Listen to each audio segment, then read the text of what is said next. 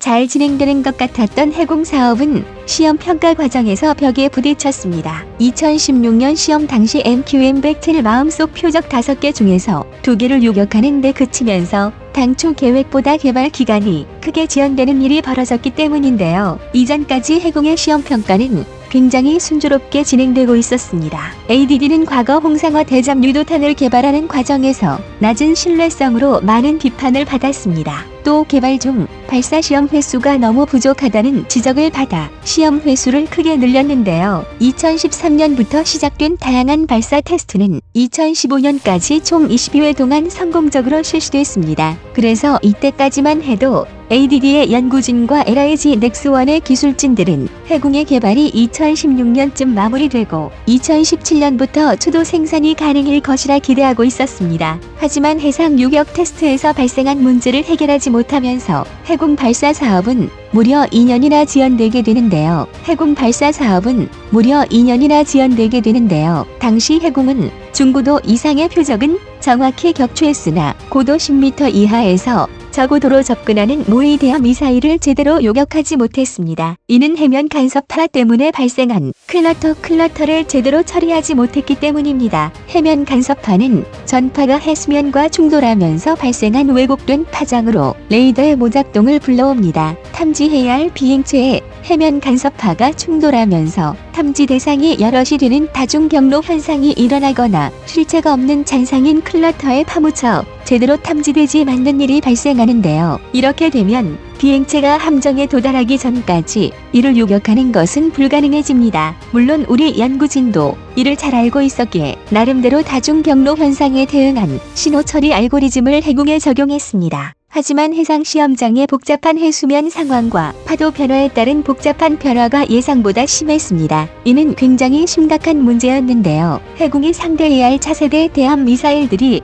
해수면에 낮게 비행하면서 해면 간섭파를 적극 활용하는 시스캐밍 방식을 채용하고 있기 때문입니다. LRASM과 같이 더 빠르고 또 낮게 비행하는 무기들을 상대하기 위해서는 반드시 이 문제를 해결해야만 했는데요. 그래서 ADD와 LIG 넥스원은 해면 간섭파 문제의 해결을 위해 컴퓨터 시뮬레이션을 통해 다양한 환경 변수를 확인하고 이에 맞춰 해공을 개량해 나갔습니다. 미사일 신호 처리 체계, 표적 접근 알고리즘, 전파 신관 작동 체계 등을 개선했고 문제가 됐던 다중경로 이슈도 해결됐습니다. 2018년 총 10발의 시험 발사가 이루어진 해공은 그중 9발이 목표를 격추하며 명중률 90%를 달성했습니다. 해군이 요구한 시험 발사 횟수가 5발이었다는 점을 고려하면 얼마나 철저한 검증이 이루어졌는지를 알 수 있습니다.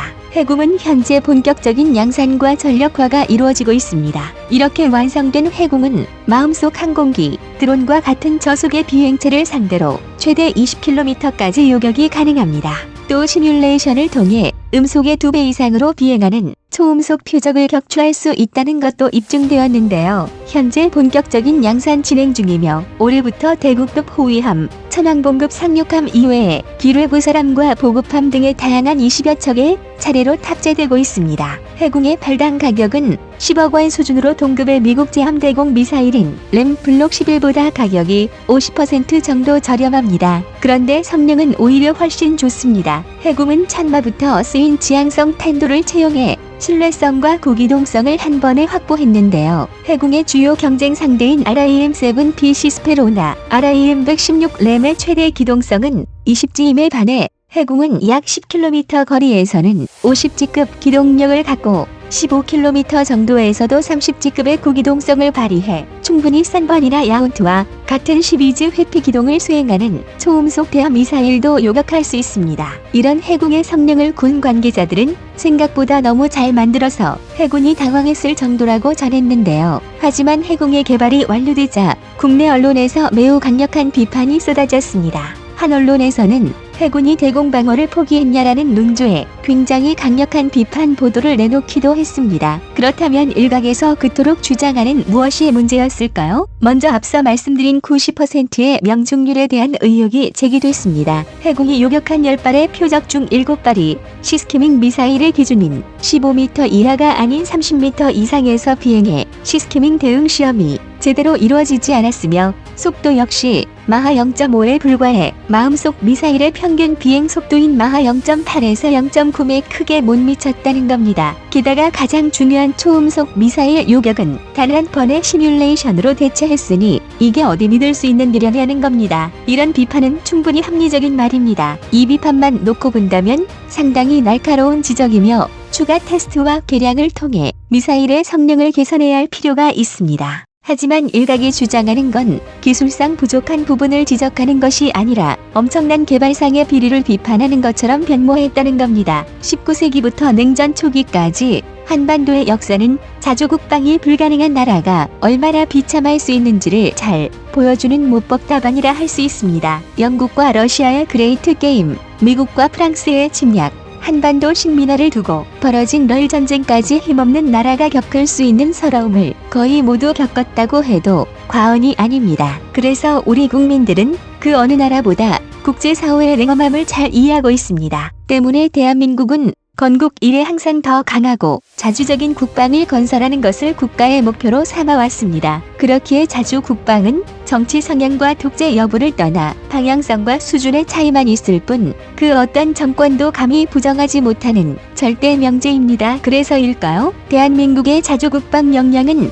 항상은 아니더라도 꾸준히 발전해왔습니다. 수십 년간의 성과를 쌓아놓고 보니 자국산 소총도 없던 나라가 이제는 항공모함과 탄도미사일에 대해 논할 정도가 됐습니다. 이렇게 너무 큰 성공이 쌓이다 보니 큰 성과들조차 하찮게 보게 되는 경우도 있습니다. 바로 해공에 대한 논란이 그런 방증입니다. 이번 해공의 논란을 보도한 언론은 해공의 성능이 동급의 미국과 중국의 최신 미사일에 턱없이 부족하다며 함대공 장비로 해공만을 장비한 호위함들의 생존성이 심각히 떨어질 것이라는 우려를 내놨는데요. 시험평가에 대한 비판을 종합해보면 결국 국산 미사일이 현대전에 부합하지 않는다는 이야기입니다. 결국 우리 것이 부족하니 성능이 좋은 외국산을 사자는 이야기인 것입니다. 그러나 이 그럴듯해 보이는 이야기는 우리 안보에 그리 도움이 되지 맞는 이야기입니다. 사실 현재 기준으로 우리의 해공을 대체할 수 있는 더 나은 무기체계는 미국의 RIM-162 ESSM 정도뿐입니다. 해공 이상의 고기동성과 2배가 넘는 사거리를 가진 이 함대공 미사일은 마저 확실한 초음속 미사일 방어 능력을 가지고 있습니다. 가격도 $80만 정도로 알려져 있어 얼핏 보면 이를 수입해서 쓰는 것이 훨씬 나아 보입니다. 굳이 한 세대 뒤처지는 해공을 왜 쓰냐는 이야기가 나오는 것도 당연해 보입니다. 하지만 무기가 도입되고 20년이 지났을 때도 과연 이 같은 말이 나올지 의문인데요. 우선 해외에서 도입한 무기는 함부로 열어볼 수도 개량할 수도 없습니다. 보통 물건을 사고 팔 때는 구매한 사람이 가게 됩니다. 내 물건이니 마음대로 할 수 있고 마음에 들지 않으면 반품도 할 수 있습니다. 하지만 첨단 기술의 결정체인 방산 무기는 다릅니다. 쏟아지는 불발 사례로 원성을 듣고 있는 SM-2의 제작사 레이시오는 심지어 미군에조차 배째라는 듯 거만한 태도를 취하고 있습니다. 자국의 미군조차 함부로 못하는데 우리 군의 항의를 레이시온이 받아들일 리가 없습니다. ESSM 역시 레이시온사의 제품이란 점을 고려하면 무슨 사고가 났다고 하더라도 사후 서비스를 제대로 받을 수 있을지 의심이 될 수밖에 없습니다. 여기에 또 개량은 말할 것도 없습니다. LIGCIWS2의 개발 사유가 터무니없는 개량 비용 때문이었다는 점만 보더라도 모든 것이 설명됩니다. 누군가는 라이선스를 통한 기술 습득을 말합니다. 하지만 그것도 그리 싸지가 않습니다. 2012년 일본은 ESSM의 라이선스 생산을 위해 2억 1천만 달러 하나로 2,400억 원을 들였습니다. 일단 이 라이선스 생산비만으로도 해공의 개발비는 50개 뛰어넘습니다. 해공의 개발비는 50개 뛰어넘습니다. 결국 핵심 기술은 기밀이고 개량 시점이 되면 또 다른 새로운 계약을 맺어야 합니다. 즉 미명상을 시청하시는 분들의 피같은 세금이 무의미하게 해외로 유출된다는 것입니다. 반면 해공은 얼마든지 언제든지 개량이 가능하며 아무 걱정 없이 생산할 수 있습니다. 해공의 성능이 ESSM에 비해 부족하지만 ESSM도 결국 RIM-7C 스페로우를 개량한 것입니다. 쉽게 말해 ESSM이라는 좋은 롤모델이 있으니 한국 기술로 해공을 개량해 ESSM 수준으로 버전업할 수 있다는 것입니다. 일각에서 한국 방산 무기를 무조건적으로 비난하는 사람들이 놓치는 부분이 바로 이 부분입니다. 해공은 대한민국의 첫 번째 함대공 유도탑입니다. 대한민국 역사상 처음 개발된 함대공 미사일이 세계 최강 미국의 최신 미사일과 같은 수준이어야 한다는 것은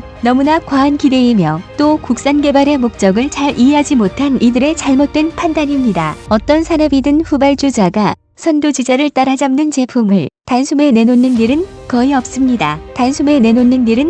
없습니다. 비싸고 신뢰할 수 없는 불량품을 내놓는 경우가 많습니다. 그런 면에서 보면 해군은 정말 마주 좋은 성공 사례입니다. 체계 개발이 너무 오래 걸려 단가가 비싼 것도 아니고 설계나 실제 작동에 치명적인 문제가 있는 것도 아닙니다. 그렇다고 성능이 부족한 것은 더더욱 아닙니다. 현재 해군의 성능은 미국의 RIM-7을 상회하며 현대 전장에서 쓸 수 있는 개함 방공 무기라는 모든 요구 조건을 정확히 충족했습니다. 또 ESSM의 모체가 된 RIM-7을 타깃으로 만들어졌기 때문에 ESSM급으로 개량 역시 얼마든지 가능합니다.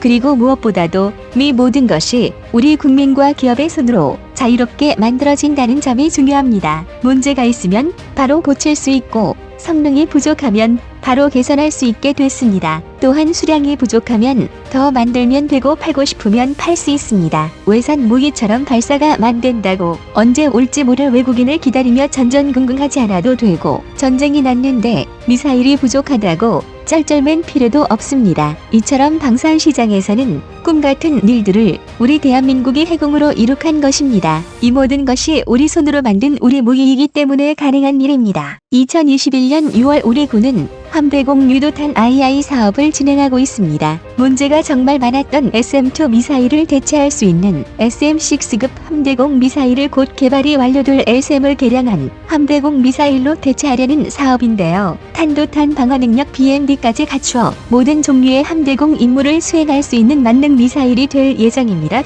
이 함대공 유도탄 -11 사업과 2026년 완료를 목표로 추진 중인 한국형 지휘통제체계 링크-K가 성공적으로 마무리된다면 대한민국 역사상 최초로 무기부터 시스템까지 완벽히 독립된 대공체계를 구축할 수 있게 됩니다. 만약 우리가 2011년 해공의 개발을 포기했다면 이런 일은 꿈도 꾸지 못했을 겁니다. 아마 SM-2의 불발 대신 ESSM의 국내 도입 지연과 각종 문제점에 대해 열을 올리고 있었을 것입니다. 여기에 덤으로 우리 국민들의 엄청난 혈세를 낭비하면서 말이죠. 여러분의 생각은 어떠신가요? 시청자님의 현명한 의견을 댓글로 남겨주시기 바랍니다. 여러분들의 좋은 의견이 좋은 영상을 만드는데 많은 힘이 됩니다. 미상거리 튜브였습니다. 상거리 튜브